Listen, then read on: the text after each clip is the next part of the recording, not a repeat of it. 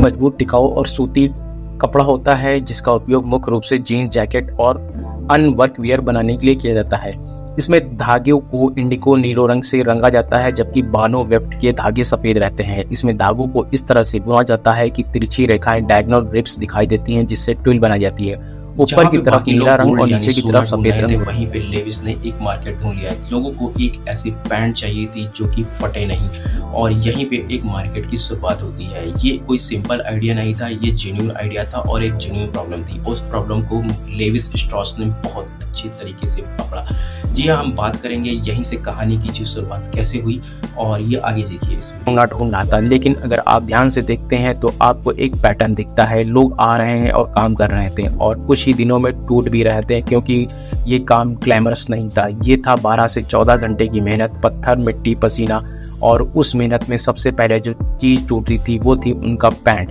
हर 2 से 3 दिन में कपड़ा फट जाता था और उसे टाइम ये सिर्फ इनकन्वीनियंस नहीं था, ये प्रॉब्लम थी क्योंकि अगर कपड़ा फट गया तो काम रुक गया। और इस कियोस के बीच एक आदमी ये सब ऑब्जर्व कर रहा था, नाम था लेविस स्ट्रॉस। वो माइनर नहीं था, वो बिजनेस था, मैन था। और बिजनेसमैन क्या करता है, वो वहाँ अपॉर्चुनिटी ढूंढता है जहाँ बाकी लोग प्रॉब्लम देख रहे होते हैं।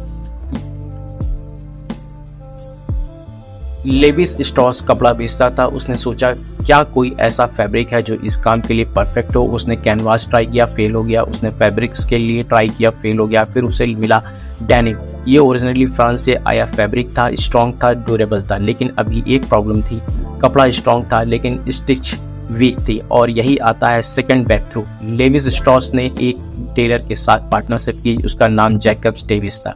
जैकब डेविस ने सजेस्ट किया यहाँ कपड़ा सबसे ज़्यादा फटता है, वहाँ मेटल रिवेट लगा देते हैं। सिंपल आइडिया लेकिन गेम चेंजर हो गया वो। उन्होंने पॉकेट और स्ट्रेस पॉइंट पर कॉपर रिवेट लगा दिए और पहली बार उन्होंने एक पैंट बनाई जो रिग वर्क कंडीशन में टेस्ट की गई। अब इमेजिन करो सीन, एक माइनर वहीं काम कर रहा है, झुक रहा है, पत्थर उठा रहा है। सबको पता है अभी फटेगी लेकिन कुछ नहीं होता। 1 दिन 2 दिन 1 हफ्ता पैंट नहीं पड़ती और यहीं से शुरू होता है रियल मार्केटिंग। और कोई एड्स नहीं, कोई ब्रांडिंग नहीं, सिर्फ रिजल्ट। एक आदमी दूसरे को बताता है ये वाली पैंट ले ले, ये नहीं फटती है और यही वर्ड ऑफ माउथ पूरी माइनिंग कम्युनिटी में फैल जाता है। डिमांड इतनी बढ़ती है कि लेविस स्ट्रॉस को प्रोडक्शन बढ़ाना पड़ता है। 1873 में उन्होंने इस डिजाइन का पेटेंट कराया और ऑफिशियली ब्लू जीन्स का जन्म हुआ। अब इंटरेस्टिंग पार्ट आता है, ये जीन्स सिर्फ माइनर तक ही लिमिटेड नहीं रही। धीरे धीरे ये काउबॉयज तक पहुंची, फिर कोवर्कर्स तक और फिर हॉलीवुड तक। जब एक्टर्स ने जीन्स पहननी शुरू की तो जीन्स काम का कपड़ा नहीं रही, ये बन गई एक स्टाइल। फिर यूथ कल्चर ने इसे अडॉप्ट किया, रिबेलियन का सिंबल बन गया और फिर ग्लोबल फैशन इंडस्ट्री में एक्सप्लोड कर गया। आज लेविस, रैंगलर, जी, जारा, H&M हर